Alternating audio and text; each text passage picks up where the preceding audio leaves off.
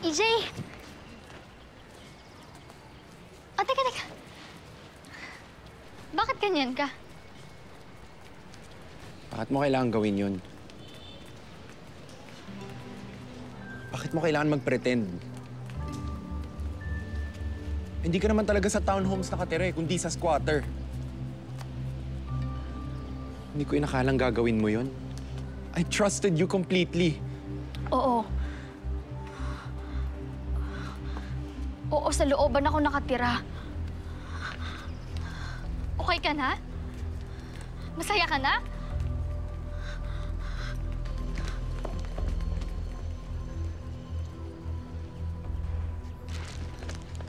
Shell, grabe ka. Pinagkatiwalaan kita. Bakit mo ko binuko kay EJ? Sinumbong mo pa? Nag-taga-squatter ako? Wala akong sinasabi. Ano ka ba? Alam kong ikaw lang ang nagsabi kay EJ. Sumusobra ka na, ha? Hinahayaan na nga kita mag-ilusyon, eh. Hinahayaan na nga kita magpanggap na sosyal ka at mayaman ka katulad nila EJ. Pero yung pagbintangan mo ko na sinisiraan kita, hindi na ata tama yun, Gail. Shell, best friend kita. Best friend? Alam mo, Gail, nitong mga nakaraang araw, hindi ko na yung nararamdaman sa'yo. Tanungin mo nga yung sarili mo. O baka sa puntong to, hindi mo nakilala kung sino ka talaga. Losers! Hoy, kayong tatlo! Wala ba talaga kayong ibang pwedeng gawin sa buhay nyo? Ha? Palibhasa, ganyan kayo kasi walang magkakagusto sa inyo at walang magkakagusto sa inyo kahit kailan dahil sa mga ugali nyo. Tingnan nyo nga, hindi kayo humaharap sa salamin. Teka lang! Tingnan nyo, hindi kayo humaharap sa salamin dahil pati sa sarili nyo natatakot kayo.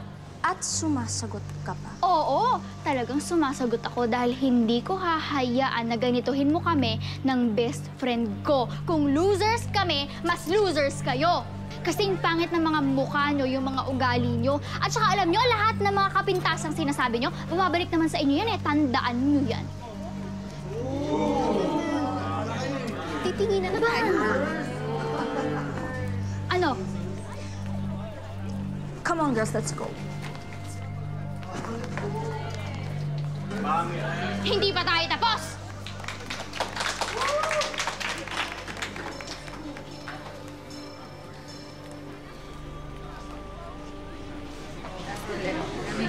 Tara na, Gail.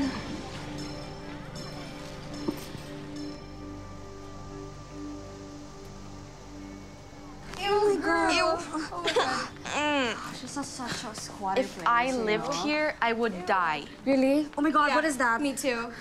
Okay, let's do this. Good afternoon po. Hi po! Ay, magandang hapon. Ay, ano yon?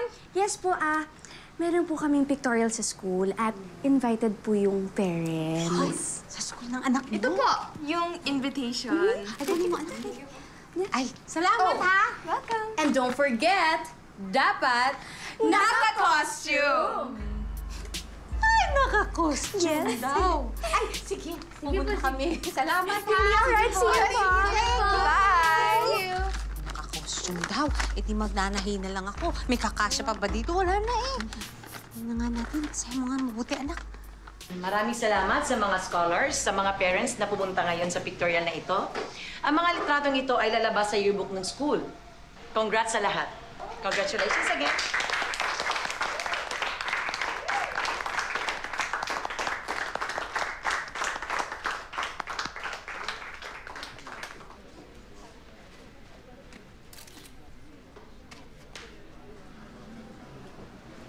Sorry Sorry din. Bati na tayo. Oo naman. Ikaw naman. Namiss kita. Ako din. Na tayo. Ay.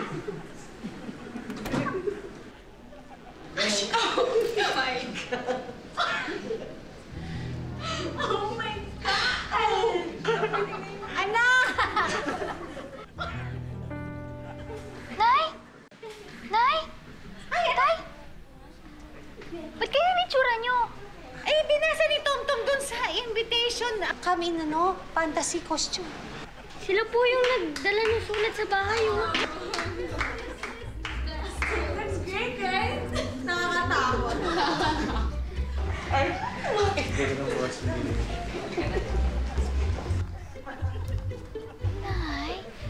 dapat semi-formal, casual, smart casual. Tingnan mo itsura nila. Ano ba naman? Excuse me. You have to do something about this. Saan niyo nakuha yung costume niyo? Tinay ko.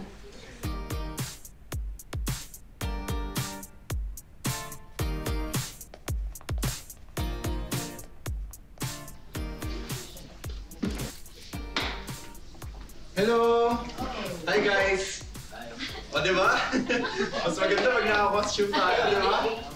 Di ba dapat lahat kayo, pumunta kayo dito isa-isa kumuha kayo ng fantasy costume. Kasi mas maganda yung tama sa camera pag medyo maaliwalas yung mga costume natin.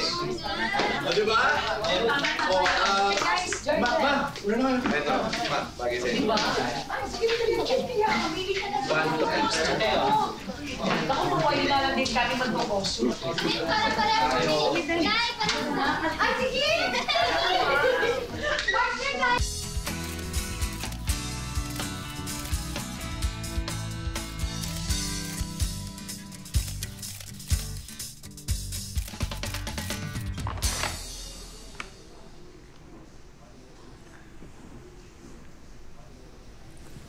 EJ, sorry ah. Sorry, kasi alam ko, na-realize ko na di naman pala ako dapat nagpanggap. Di ako dapat nagpa-impress sa'yo para lang matanggap mo. Sinabi ko naman sa'yo eh, una-una pa lang tanggap na kita. Kasi syempre, hindi ka lang maganda. Beauty and brains ka pa. Tapos... Funny pa. Oo. Pero, dapat mag-aral muna tayo, ha? Kailangan gumraduate tayo. Tapos, kailangan ko pa kasi matupad lahat ng mga pangarap namin ng pamilya ko.